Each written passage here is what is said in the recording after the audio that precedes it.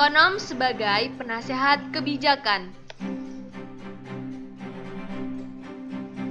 Analisis positif versus analisis normatif. Pernyataan positif adalah pernyataan yang menggambarkan dunia secara apa adanya. Pernyataan normatif adalah pernyataan yang mencoba untuk menawarkan pandangan bagaimana dunia seharusnya. Tujuan dari ekonomi adalah memperbaiki bagaimana ekonomi bekerja. Diagram arus melingkar. Pasar barang dan jasa, perusahaan menjual, rumah tangga membeli. Sedangkan rumah tangga membeli dan mengonsumsi barang dan jasa serta memiliki dan menjual faktor-faktor produksi. Dan peran perusahaan yaitu produksi dan penjualan barang dan jasa serta penyewaan dan penggunaan faktor-faktor produksi. Dalam pasar faktor-faktor produksi, rumah tangga yang menjual, perusahaan yang membeli.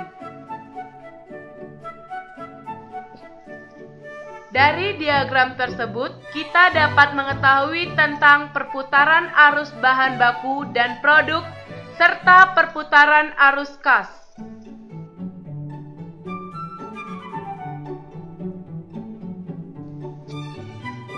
Kasus yang biasa terjadi di lingkungan para ekonom. Mengapa para ekonom tidak pernah sepaham? Jika semua ekonom diminta untuk berbasis dari ujung ke ujung, mereka tidak akan pernah mencapai kesepakatan. Pernyataan ini diujarkan oleh George Bernard Shaw ini tepat. Ekonom sebagai sebuah kelompok seringkali dikritik karena memberikan nasihat yang bertentangan dengan para pembuat kebijakan. Presiden Amerika Serikat Ronald Reagan pernah mengatakan, jika permainan kuis diadakan untuk para ekonom, maka akan ada 100 pertanyaan dan 3.000 jawaban. Selanjutnya, mengapa para ekonom seringkali terlihat memberikan nasihat yang bertentangan dengan para pembuat kebijakan? Ada dua alasan mendasar, yaitu 1.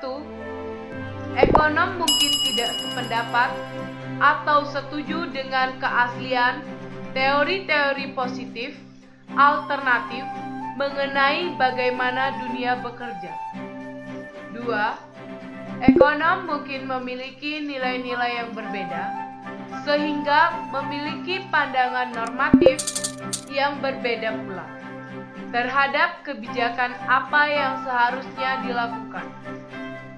Pemikiran dan persentase ekonom yang sependapat.